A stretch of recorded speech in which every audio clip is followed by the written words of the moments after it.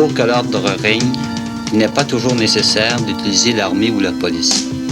Il suffit d'endoctriner chacun par la TV, le cinéma, la radio, les journaux, l'école.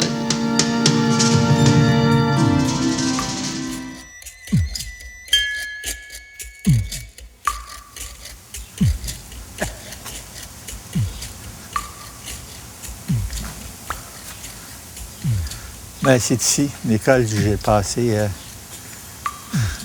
mon enfance. J'ai haï l'école, c'est pas possible. C'était une école fonctionnant à la strap, puis on n'avait pas le droit de rire, pas de faire de face, pas le droit de parler, pas le droit de bouger.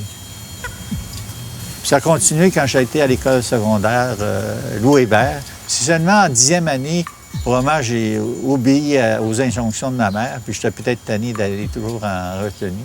Et là, j'ai décidé de travailler pour la première fois.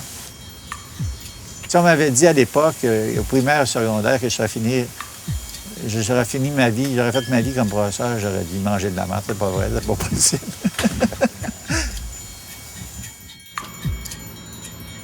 Mais à l'époque, il y avait des messes à partir de 9 h jusqu'à midi. C'était rempli complètement, cette grande église-là. Je venais souvent aussi, je faisais des neuvaines pendant la période des veilles pour que Dieu guérisse mes 2 frères et ma sœur, ce qu'il n'a jamais fait.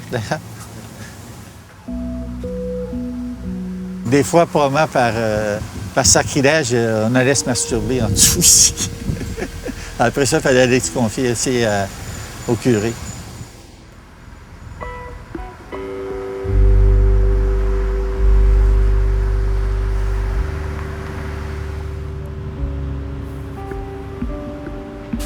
Bonjour. Vous faites quoi? Hein? Vous faites quoi? Oh, je fais un petit film. Ah, OK. Sur quoi? Sur moi. C'est vrai? Oui. Pas grave. Hein?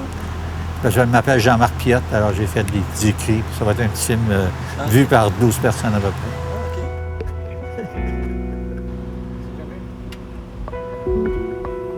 Je suis né le 4 octobre 1940. J'étais le 4e enfant de 7 enfants. 3 frères aînés, et après ça, il y a moi, ma sœur qui me suit, puis 2 petits frères. J'étais dans le milieu d'enfants malades, 2 gars.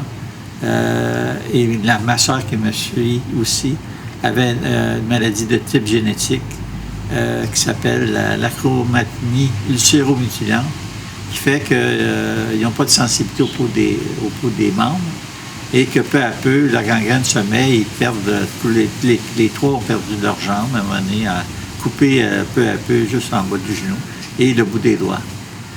Alors, pourquoi j'ai été celui qui est chanceux qui n'a pas eu de la maladie? Je ne sais pas. C'est l'injustice de Dieu, si elle existe.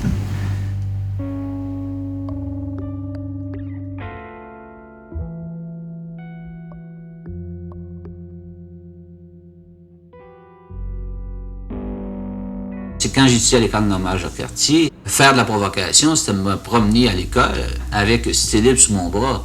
Puis là, les professeurs m'avertissaient, attention, vous allez vous faire mettre à la porte. Pourtant, son relis stylet libre, en fin de compte, je veux dire, c'était catholique, c'était disciple de Mounier, c'était pour le capitalisme, c'était pour la démocratie libérale. Il s'opposait, en fin de compte, au nationalisme de Duplessis, puis à la mainmise totale du clergé sur l'ensemble des idéologies, qui avait imposé une espèce de dogmatique thomisme, une espèce d'orthodoxie. Puis c'est impossible si on pensait pas comme cette orthodoxie-là, on avait le choix de se taire ou de s'exiler ou d'aller travailler dans les organismes contrôlés par Ottawa, c'est-à-dire l'ONF puis Radio-Canada. Alors, quand je quitte l'école normale Jacques-Cartier, je voulais continuer à étudier, vu que je me posais plein de questions sur le sens de la vie, puis pourquoi on vit, puis je dis, bon, ben, je vais aller en philosophie. J'étais devenu marxiste à l'université, à la période de l'université, en lisant entre autres un ouvrage d'Henri Lefebvre pour connaître la pensée de Karl Marx. Et ça a été comme une révélation, toi.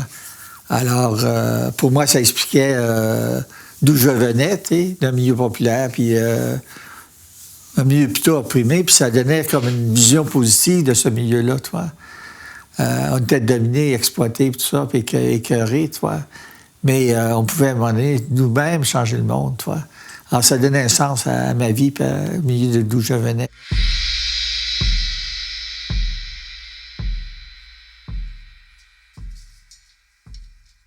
Moi, j'étais très ami avec André Major. Par André Major, j'avais connu André Brochu. Et j'ai étudié avec Paul Chamberlain. Alors, à un moment donné, on se rencontre, puis on dit, bon, ça serait intéressant de fonder une revue qui reflète un peu, c'est ça ici, qui reflète un peu notre pensée, toi. On se rencontre les quatre, puis on commence à discuter de ça, la possibilité de la revue, mais on ne savait pas trop comment faire. Alors, André Brochu, qui avait étudié à Sainte-Marie, dit, moi, je connais quelqu'un, un peu de Sarthe du Québec, qui voudrait fonder une revue genre temps moderne au Québec, et puis qui serait capable de faire ça, toi. Alors là, on le rencontre. Ben, eux, ils me posent des questions. On dit qu'on est socialiste, laïciste. Lui qui était athée, laïciste, ça lui posait un problème. Socialiste, non plus. Dans la mesure où Sartre disait que le marxisme était la philosophie dans notre temps. Indépendantiste, il était plutôt hésitant, toi, mais pourquoi pas, il est embarqué dedans. C'est lui qui est devenu, disons, le secrétaire de Parti pris, puis il est devenu vraiment la personne centrale au niveau de l'organisation. Du jour au lendemain, de façon étonnante, on devient des vedettes, hein, des vedettes médiatiques. Tout le monde dans les journaux, la presse, la radio, la télévision, tout le monde parle de ça, toi. Alors, ce qui fait que ça crée comme... on a introduit, disons, dans la pensée, une nouvelle pensée, toi, très différente de celle qui est même de gauche qui existait auparavant. On était laïcistes et la plupart athées. On était socialistes, on remettait en question le capitalisme. Et puis, on était indépendantiste, qui allait à l'encontre de la tradition de Cité libre, qui, en s'opposant à un nationalisme plutôt conservateur de Duplessis, du clergé, opposait une vision où tous les hommes, indépendamment la nation, était uniquement une différence émotive entre les gens, qu'il n'y avait pas de réalité sociologique fondamentale. Alors, c'est un peu dans ce cadre-là que le Parti pris a eu beaucoup d'influence. C'était un peu le pendant, disons, théorique de la Révolution tranquille, à un certain niveau du FLQ, du RIN, mais disons, dans une façon de poser les problèmes de façon beaucoup plus radicale.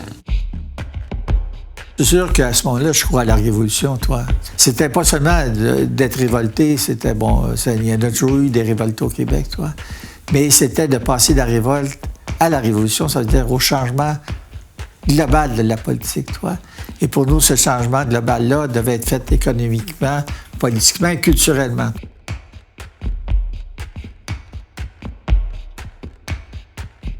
Moi, j'étais un marxiste, mais un marxiste, donc je ne connaissais pas beaucoup le marxisme, de toute façon. Mais il était très influencé dans mon interprétation par Portrait du colonisé, suivi du Portrait du colonisateur de Memmi. Puis je pense toujours que c'est un très bon livre aussi. Mais on peut dire que la mentalité populaire était vraiment une mentalité de coloniser culturellement, toi. Nous, on remet ça en question, toi, en disant, entre autres, on est Québécois, un peu comme les Noirs. On reprend le qualificatif des Noirs aux États-Unis. On est Québécois, mais on est beau, toi. Comme Québécois, toi. Il s'agit de développer nos choses positives, toi.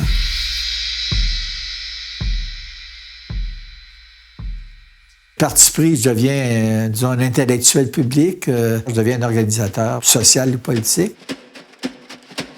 C'est là que je deviens Jean-Marc Piot, si tu veux. On me demande de former ce qui va être le Parti pris, ça, le mouvement de libération politique, qui était le pendant politique de la revue Parti pris. Ça veut dire de faire en sorte que les idées de Parti pris s'incarnent au niveau de l'organisation politique. Ça éclate, ça échoue. Ça s'en va dans toutes les tendances. Certains s'en allaient en ORIN, d'autres au PSQ, Parti socialiste du Québec, qui est devenu une espèce de fusion entre les jeunes et des vieux syndicalistes qui étaient social-démocrates. Et puis d'autres s'en vont au FLQ. Alors, de là, moi, j'en tire la conclusion que si on a échoué, c'est parce que manque de connaissances théoriques.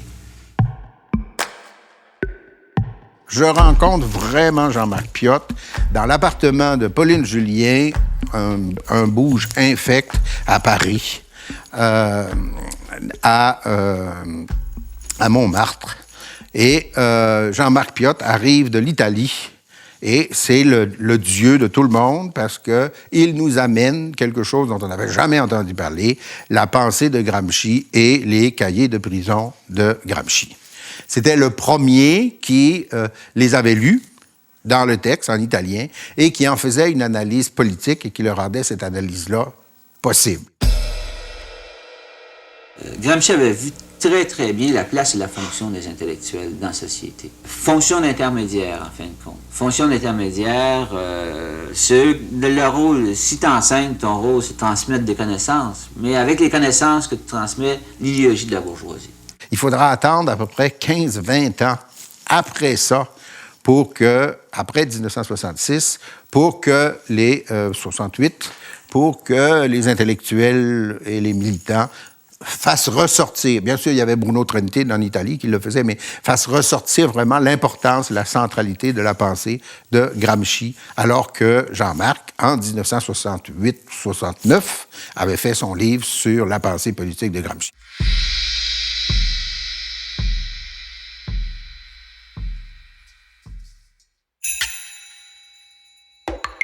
À Montréal, je faisais partie de la première cohorte. Alors évidemment, on est dans la fin des années 60. C'est une nouvelle université et c'est dans l'air du temps, évidemment, où on met de côté les hiérarchies. D'abord, il y avait à peine une dizaine d'années plus vieux que nous autres. Je pense à peu près ça, 10 ans, 10 ans de plus vieux. Il est encore jeune, on est jeune. C'est une époque très effervescente socialement au Québec, mais c'est aussi une époque assez effervescente dans les modes de vie, dans les fréquentations et tout ça. L'Université du Québec a été créée en 69 pour répondre à une chose vraiment très, très cruciale, c'est qu'on avait créé les cégeps et les étudiants de cégep arrivaient en masse à l'université et ni McGill ni l'Université de Montréal n'étaient aptes à les recevoir, et encore moins l'Université Laval. Et Jean-Marc s'est rapidement lié avec plusieurs de ses étudiants. Nous, on était toute une bande à ce moment-là. Et on sortait avec lui, il sortait avec nous, on allait dans les mêmes bars et tout ça. Donc, c'était une relation qui était, je dirais, aussi de camaraderie.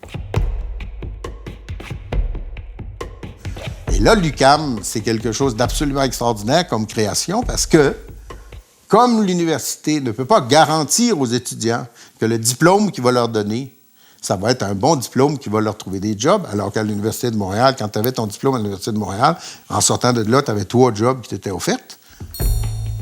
Comme ils n'étaient pas sûrs d'avoir une job en sortant de l'UQAM, la revendication des étudiants, c'est de dire notre diplôme ne vaut pas rien, mais au moins, on ne sera pas fait chier pendant qu'on va travailler pour l'avoir. Alors, écœurez-nous pas à l'UQAM. Et là, ça fait quelque chose d'absolument extraordinaire, une effervescence extraordinaire. Jean-Marc Piot, par exemple, donne ses cours. Il donne 1 heure de cours dans le pavillon. J'oublie le nom de ce maudit pavillon. En tout cas, un immeuble décrépit de la rue Bleury à Montréal. Puis après ça, ils s'en vont tous dans une brasserie, prendre une bière. Puis là, pendant 5 heures, 6 heures, 7 heures, tout le monde discute autour d'une bière, puis tout ça. C'est les meilleurs cours qu'il y a jamais eu, la meilleure université qu'il y a jamais eu au Québec. Il y avait comme une espèce d'enthousiasme pour cette nouvelle université démocratique qui serait ouverte à tout le monde, donc ça collait bien aussi à Jean-Marc. Mais c'était un très bon prof. Et quand je suis revenu de mes études à Paris, avec un doctorat. Alors, l'endroit où il y avait des postes disponibles, c'était en sciences politiques. C'est pour ça que je me suis retrouvé en sciences politiques, mais j'aurais pu aussi bien me retrouver en sociologie. Parce que le marxisme analyse la société en termes de classe sociale et explique les différents phénomènes politiques, économiques et culturels en termes de lutte de classe. Alors, on peut se retrouver en sociologie, en politique ou en histoire, mais c'est à peu près le même objet. Ça veut dire que le marxisme récuse la division, disons, traditionnelle entre un domaine de sociologie ou un domaine de politique ou un domaine d'histoire. Ça veut dire qu'effectivement, un marxiste peut se spécialiser dans un de ces champs-là, mais en gros, le découpage théorique ou scientifique entre ces domaines-là, il est récusé par un marxiste. Peut-être que je m'illusionne, mais globalement, l'UQAM était plutôt orienté à gauche. Globalement. C'est-à-dire des professeurs de droite, il y en avait il y en avait, mais il n'y en avait pas beaucoup, et il était plutôt timide, il se cachait, il parlait pas fort. Et alors, c'était à l'intérieur de la gauche qu'il y avait des querelles. Et la principale querelle, c'était entre les trotskistes et les socialistes, plutôt de tendance marxiste. Alors, ça a été une bataille qui a duré, je ne sais pas combien de temps. Bon, ça a duré, je pense que ça dure encore, parce qu'il y a encore des trotskistes.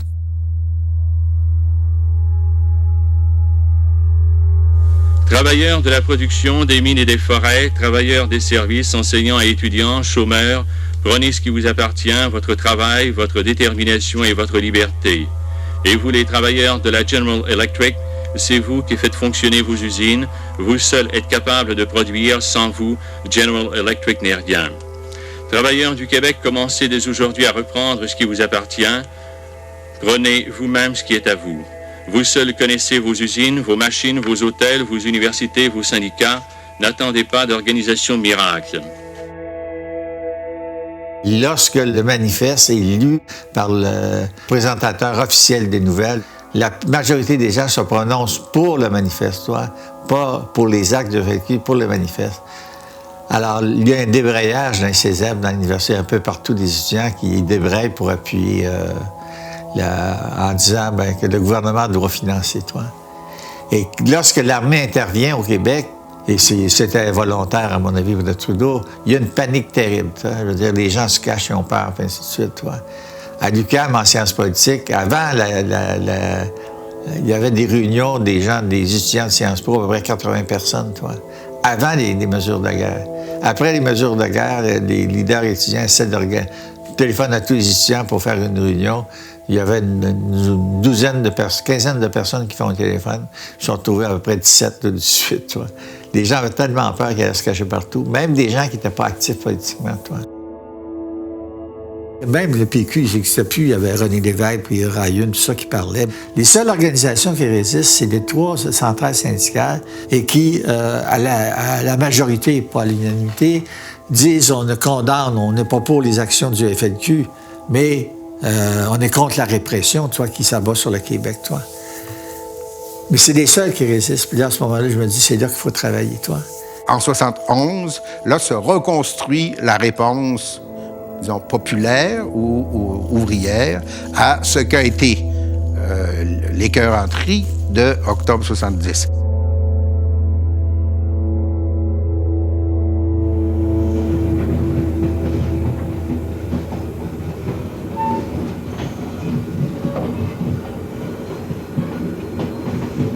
« 24 heures ou plus.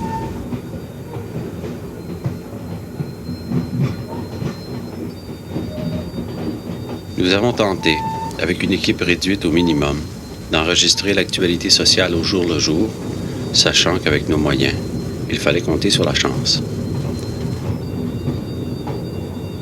Nous avons observé que les choses ne se produisent pas par hasard et qu'elles sont au contraire reliées par la réalité de l'ensemble qui, lui, est politique.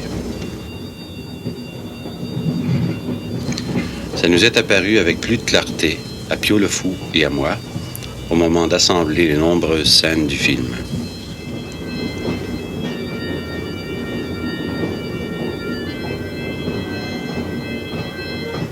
C'est à ce moment précis-là que Jean-Marc devient très, très important parce qu'il se fait l'analyste et l'explicateur, ça se dit pas ça,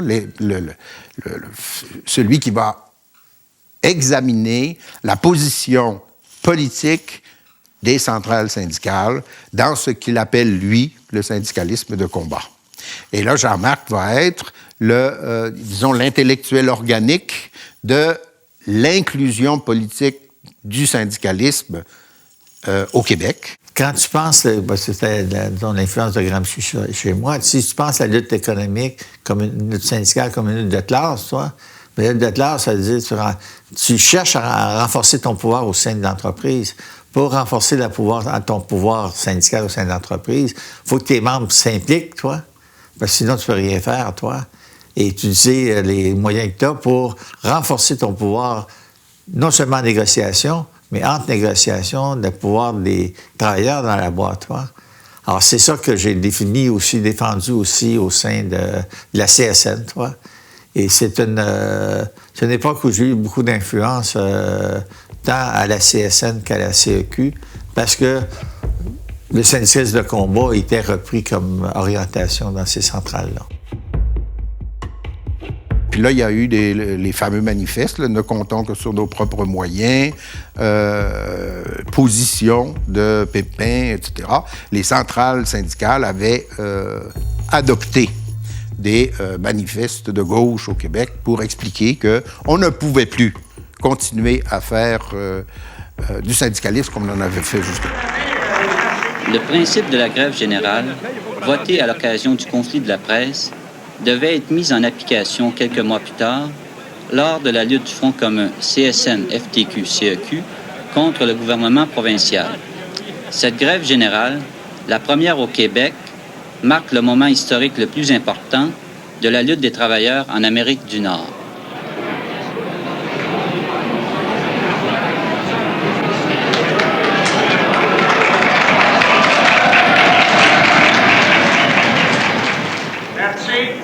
Contre s'il y en a. Adopté.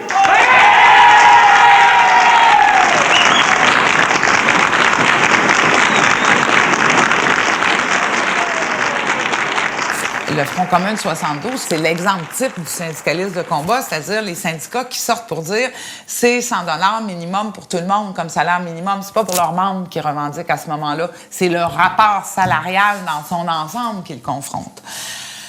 Jean-Marc a toujours été de cette école-là, c'est-à-dire de considérer que pour être efficace, le syndicaliste doit s'attaquer non pas seulement aux conditions de ses propres membres au quotidien, mais aux rapports sociaux qui structurent le rapport de domination.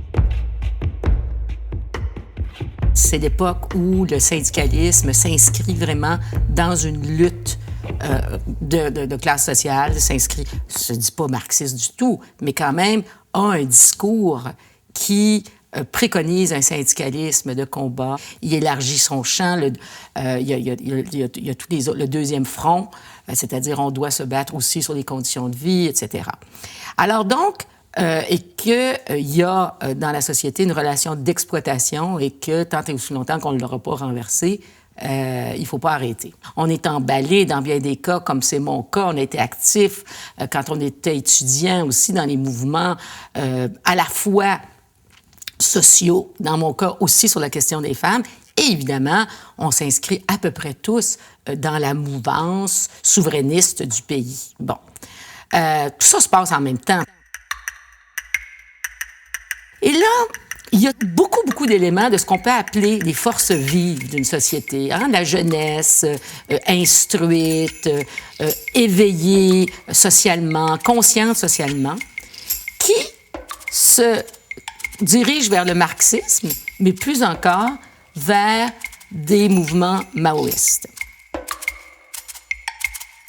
Il y a eu un mouvement à la frange du mouvement politique québécois qui a été le mouvement marxiste-léniniste avec En lutte et l'autre mouvement, la Ligue ouvrière communiste, qui sont deux mouvements presque millénaristes où on demande aux individus de presque d'entrer en religion marxiste, etc. Évidemment, ce sont des groupes idéologiquement extrêmement ancrés, rigides, qui font en sorte que le syndicalisme n'est qu'accessoire. Et ça a été une guerre ouverte qui a duré presque 10 ans. La CSN a été particulièrement vulnérable à cette époque-là. Alors, Jean-Marc s'est beaucoup inscrit en ça, parce que vous imaginez, dans un endroit comme l'UQAM, il y en avait beaucoup, parmi le corps professoral, parmi les étudiants. Et Jean-Marc, qui a toujours été marxiste, et ça, je pense qu'il ne le renie pas encore aujourd'hui, je veux dire, il l'est, son analyse l'est, c'est un homme de gauche avec je dirais, une rigueur d'analyse assez remarquable. Jean-Marc ne tombe jamais dans la facilité. Jean-Marc est jamais dogmatique. Alors que là, c'était des dogmes un après l'autre. Il n'y a pas d'alternative à court terme, je pense. Est-ce que les alternatives à long terme, on peut se fixer des pistes, essayer de tracer des sillons, disons, de l'espoir, si je peux dire. Ça veut dire lutter au niveau de la société pour que les travailleurs, ceux qui sont des dirigés, aient le plus possible, obtiennent le plus possible de contrôle sur leurs dirigeants. Ça, c'est vrai au niveau économique, c'est vrai à tous les niveaux, mais c'est une lutte extrêmement difficile parce que les dirigeants, quels qu'ils soient, ne veulent pas perdre le pouvoir. Lutter pour que les femmes prennent toute la place qu'ils ont droit dans la société. Partagent le pouvoir. Lutter pour que la nation québécoise ait le minimum d'instruments économiques, politiques et culturels permettant de se développer dans la société nord-américaine. Alors, mais si tu me demandes des recettes à court terme, j'en ai pas.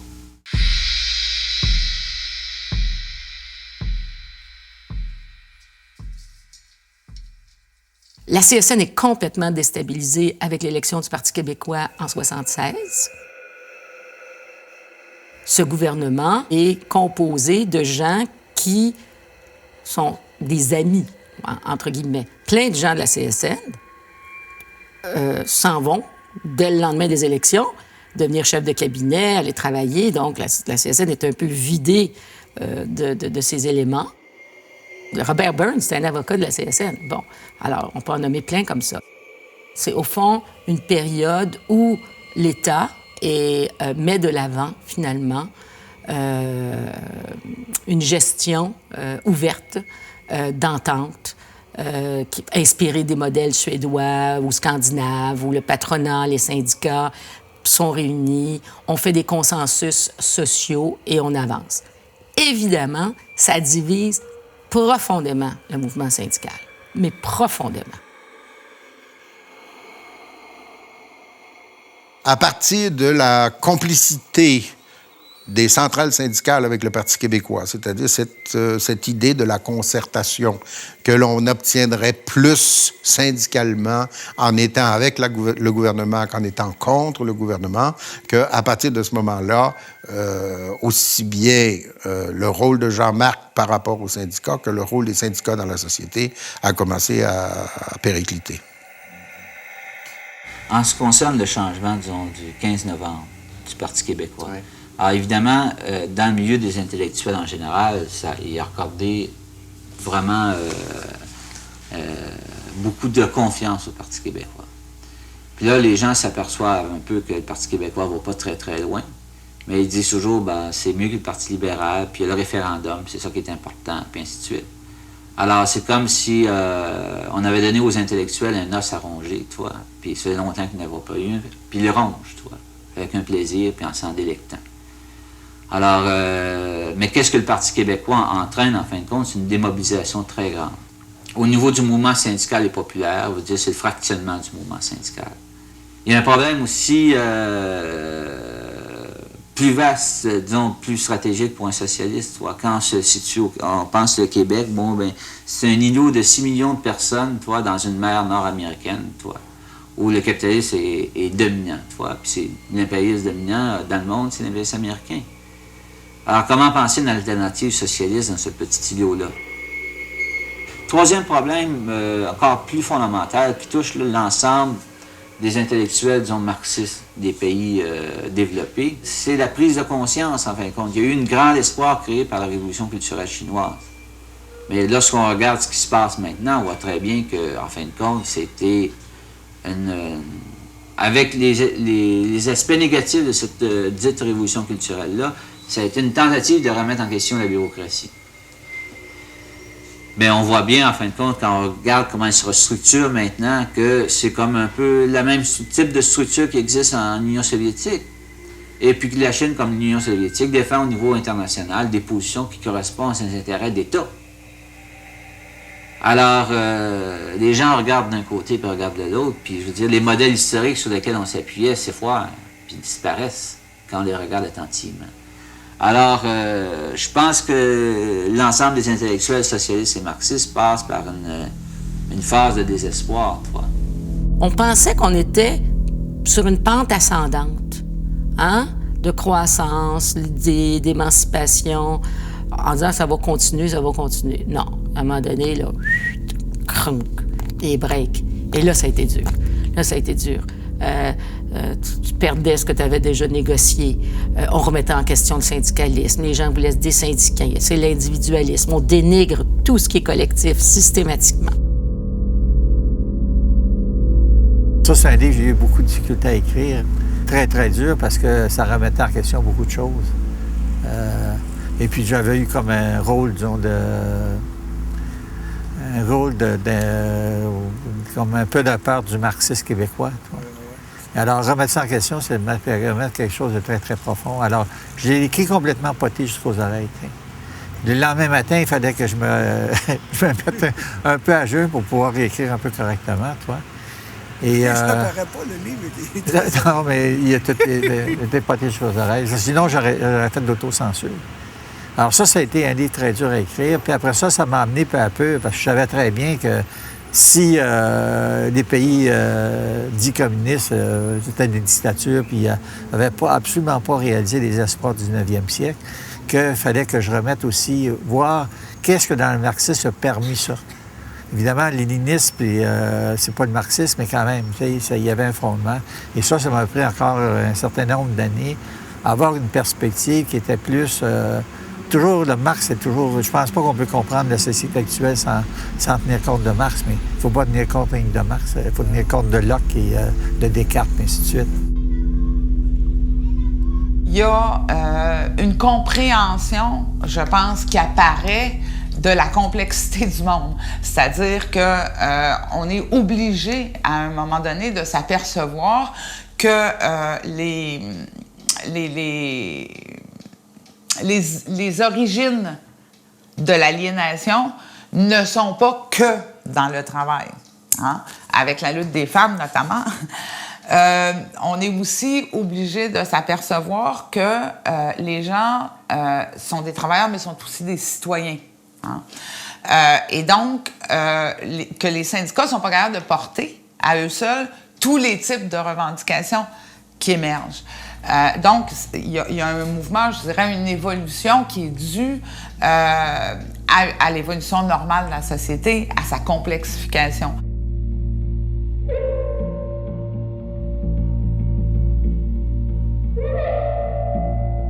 J'ai une crise majeure dans les années 80. Je suis complètement déprimé, vraiment très déprimé. Je pense au suicide, mais je suis même pas capable de me suicider, alors ça me déprime encore plus.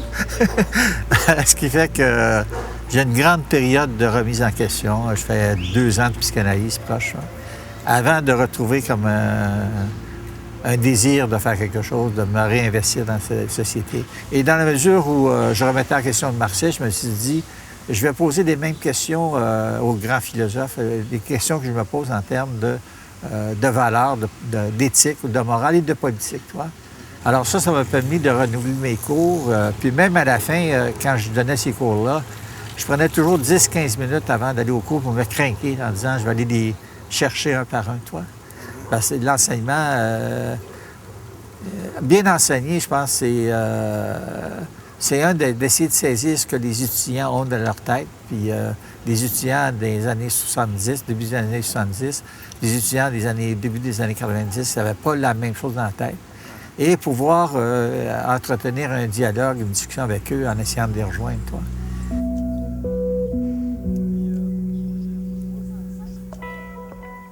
Et après ça, les gens m'ont dit, oui, mais c'est bien beau, les grands penseurs, mais qu'est-ce que tu en tires de ça? Alors là, j'ai relu ces auteurs-là pour comprendre la grande coupure de la modernité. Et ça, c'est les 3 livres encore qui sont polycopiés ou des choses comme ça, utilisés dans le cégep et l'université. C'est Les grands penseurs, c'est les 9 styles de la modernité et c'est du compas-partenariat. C'est les 3 qui sont encore utilisés.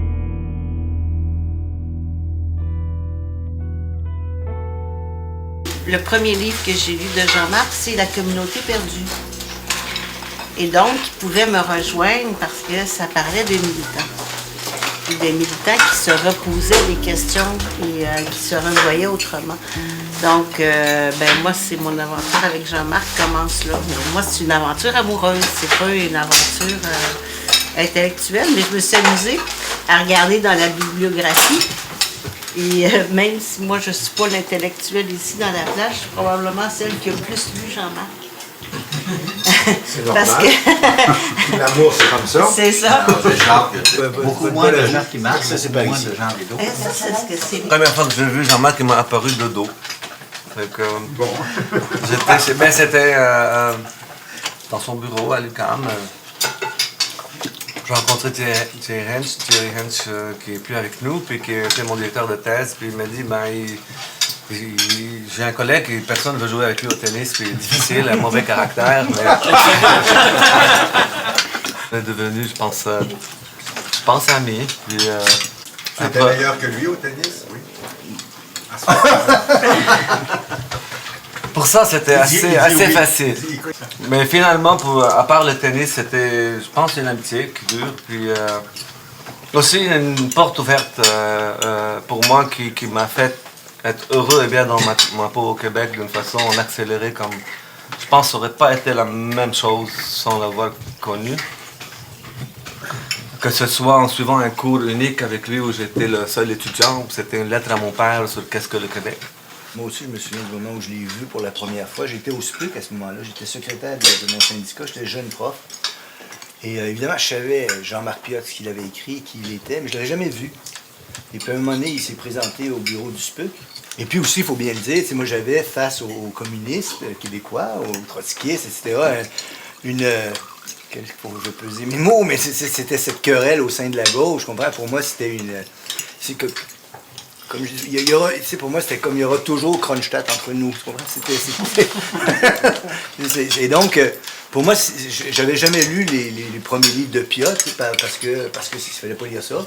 C'était pas fréquentable, ça. Moi, c'était d'abord une relation d'amitié avec toi. Puis petit à petit, c'était de découvrir le penseur que je connaissais pas. Je sentais qu'on avait beaucoup de préoccupations philosophiques communes. Pour moi, c'est bien important, le rapport à une tradition de réflexion par rapport à laquelle il faut se situer. Puis là, je voyais ça dans toi aussi, je trouvais ça extrêmement intéressant. Puis après, il y a eu le monsieur sympathique qui est devenu mon ami. On a été dans un club de lecture pendant longtemps. Et puis, je t'ai comme attiré dans Bavard où tu es venu pour militer avec nous. Puis là, j'ai connu le militant aussi. Puis là, j'ai vu des qualités de militant que j'aime beaucoup. C'était quelqu'un de très engagé, de très sérieux. T'es quelqu'un qui a des capacités, un don de relations humaines très fort, capable de prendre le lead dans des circonstances qui l'exigent. Moi, j'ai connu Jean-Marc par l'intermédiaire de Normand, qui m'a fait entrer dans le collectif d'Ababa. Pour moi, c'est vraiment un mentor.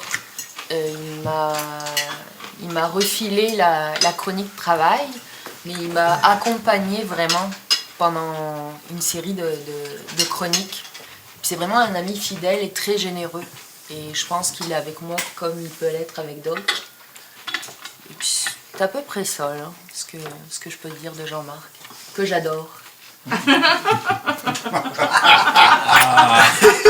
Le premier souvenir plus précis que j'ai, parce qu'il y avait la réunion, tout ça. Le premier souvenir plus précis, c'était quand il m'a posé la question directement à savoir est-ce que j'étais contre la jouissance. Parce que je vais expliquer un peu le contexte. Ça promet, mais c'était dans une réunion, ça m'avait un petit peu pris de course parce qu'on préparait un numéro avec un dossier sur mai 68. Qui était Nous sommes héritiers de 1968, si je me souviens bien. Et puis on discutait, qu'est-ce qui allait faire partie du dossier.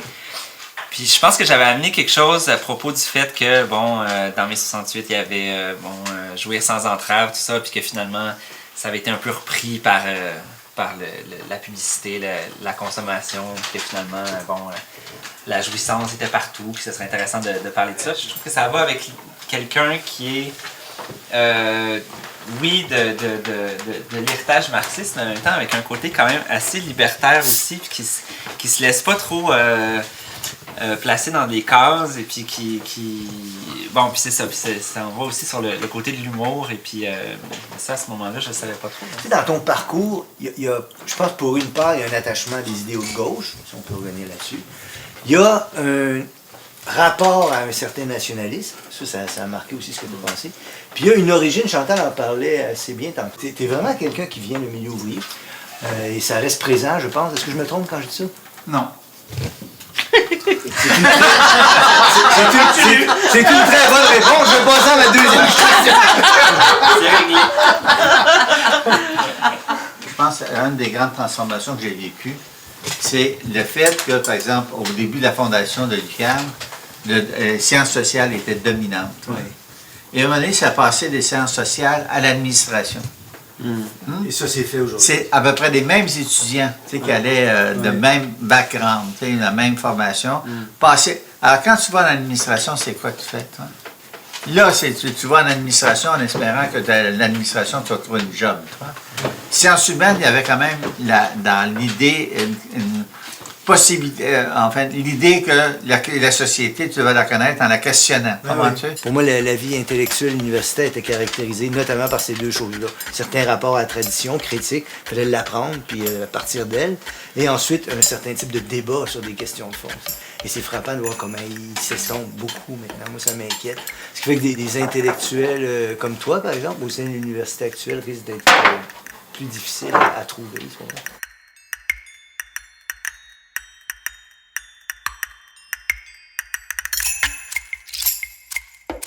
Tout le monde de gauche se dit qu'est-ce qu'on n'a pas fait de correct?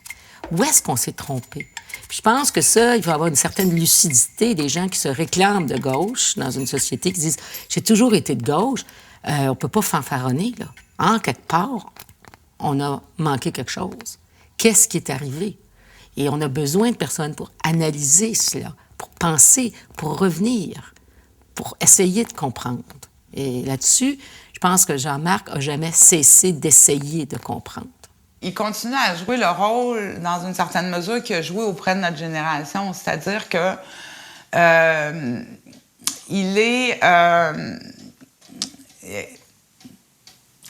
un éclairage, OK, pour les jeunes générations qui portent les mêmes questions, qui se posent les mêmes questions.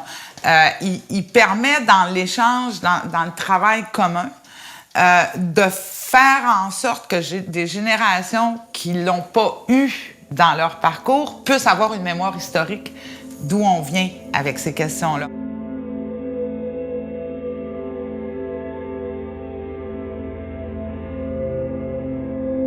Piotr et moi, on a décidé de remonter la filière. C'est pas Mario Dumont là, qui était en lui-même l'auteur intéressant. C'était toute une série d'auteurs plus ou moins proches du PQ qui avaient une vision assez conservatrice de l'histoire, mais aussi qui faisait une lecture assez noire, en fin de compte, de la contribution du nationalisme de gauche, social-démocrate, décolonisateur. Pour ces auteurs-là, finalement, ça a comme été un mauvais flirt du projet national avec une option de gauche. Piotr fait la lecture que si le nationalisme n'a plus de projet social, économique, égalitaire, d'émancipation, c'est vide, ça n'a pas de... Ça a aucun intérêt. Déjà, un de ses grands textes à parti pris, c'est Sens et limites du néo-nationalisme. Il fait déjà un bilan critique de ce que la Révolution tranquille aurait pu être comme transformation sociale égalitaire large et ce qu'elle est en train de devenir, c'est-à-dire qu'un certain nationalisme flirte avec des idées comme décolonisation, socialisme, social-démocratie, mais en gros pour se donner une bourgeoisie québécoise francophone. Puis en somme, une fois qu'on obtient ça, là, on a comme... c'est fini. C'est comme si c'était déjà conquis, résolu à ce moment-là.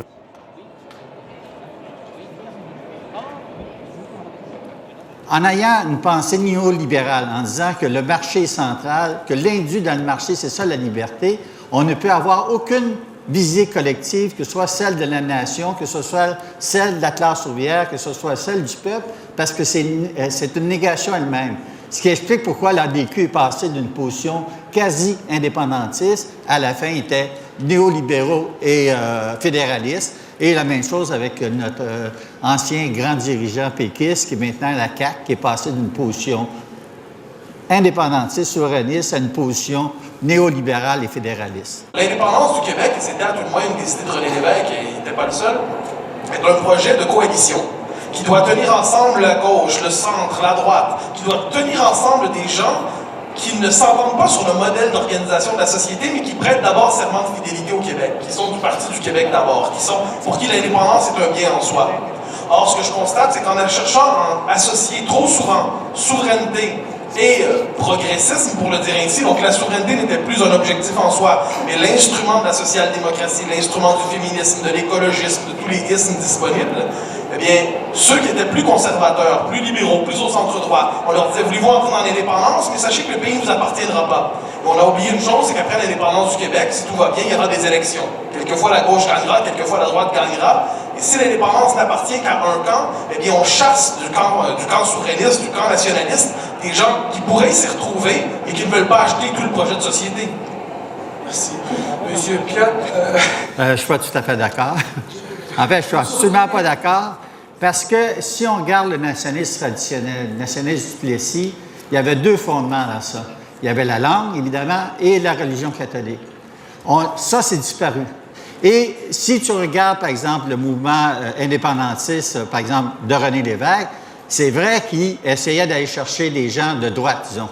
Mais tout le programme qu'il a fait à partir des années avant, puis pendant les années de pouvoir de 76 à 83, c'est un programme, puis tu regardes concrètement, c'est un programme de gauche, axé sur l'État social, axé sur une liaison avec le mouvement syndical. C'était un projet social qui réunissait tout le monde, et c'est cette gauche-là qui était hégémonique par rapport à la droite. Moi, disons, par exemple, quand je regarde l'histoire, bien, j'ai une lecture critique, toi. Le chanoine Lionel Groulx, je ne pense pas que ça a été qui nous a fait avancer par rapport à ça. Je ne pense pas aussi que tout le courant réformiste qui est allé vers la Confédération nous a fait avancer. Il y a des échecs, effectivement, mais pour moi, les gens, les patriotes, les gens de l'Institut canadien qui ont lutté pour la séparation de l'Église et l'État, même s'ils ont été battus à ce moment-là, à long terme, ils ont gagné à travers les gens de la Révolution tranquille. Alors, je ne dis pas qu'il faut complètement couper avec l'histoire, on ne peut pas le faire. Mais je pense que l'histoire, on doit la regarder de façon critique, en fonction d'où on est, en fonction de la vision qu'on a de l'avenir aussi. De ma perception, Jean-Marc n'a jamais considéré la question nationale comme un objectif qui se suffit à lui-même. Un peu comme les droits, si on veut. C'est cette idée, dans le fond, qu'il n'y a pas dans le nationalisme, comme il n'y a pas dans les droits, comme il n'y a pas dans plusieurs choses, on pourrait le multiplier, de réponse en soi qu'il faut creuser plus loin pour comprendre le sens où ça nous mène du point de vue de l'émancipation. C'est que le point de vue est toujours celui de l'émancipation chez Jean-Marc. Donc, ça peut l'amener, selon les périodes et selon les tendances que son analyse lui donne à voir dans la société, il va prendre des positions qui sont différentes par rapport au nationalisme, parce que le nationalisme n'est pas porteur de la même chose tout le temps, selon les périodes, selon les contextes.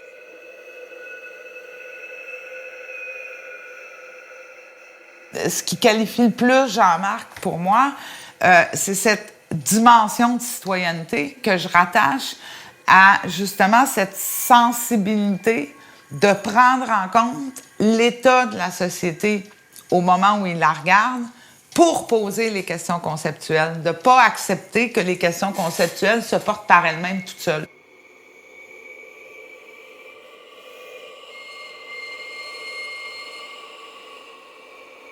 Comme tu sais, à notre âge, tu ne me donnes pas de grands projets à long terme, toi. Tu sais, je vais avoir 72 ans en octobre.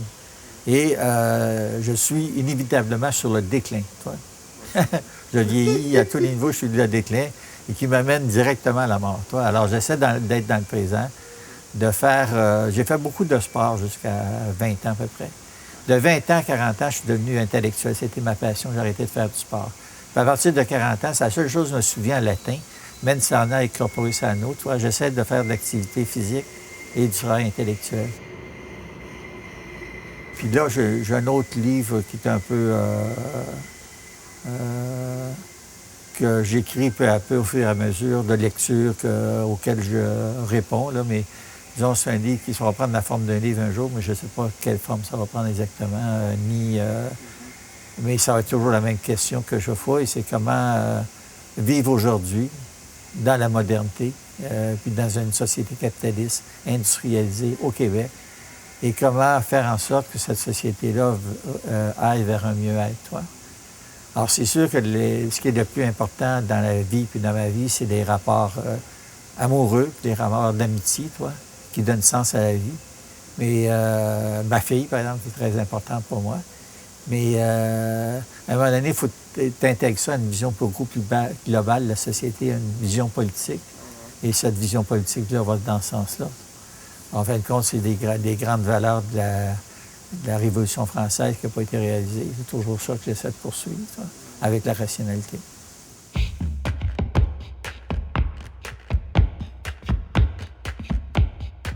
Moi, je trouve que c'est bien plus facile pour moi de faire du vélo que de marcher, toi. Tu as toujours été sportif, tu me l'as dit, mais ça, le vélo, c'est ton sport, c'est ton nouveau sport le plus récent. Le dernier, c'est le vélo, j'avais 59 ans. Je sais que tu le fais par plaisir, parce que tu as un plaisir véritable à faire ces différents sports-là, mais je sais que tu as une motivation un peu plus, on pourrait dire, sérieuse, parce que tu veux te préserver longtemps, parce que tu m'avais déjà raconté que tu étais immobile, c'était mauvais pour toi, non? Oui, c'est ça. Ben, quand j'ai commencé à faire du vélo, à un moment donné, c'est au début, là, mais je voyais que je pouvais monter une pente légère, avec facilité, sans effort. Je trouvais ça d'un plaisir énorme, tu sais. Je n'avais jamais vécu ça dans ma vie. Ça rejaillit sur ta vie intellectuelle, ton sport, ou ça te garde en équilibre? Ben, disons, par exemple, comme hier, on a bu pas mal. Hein? Alors, là, quand on va recommencer, je vais avoir complètement aéré mes neurones, tu vois.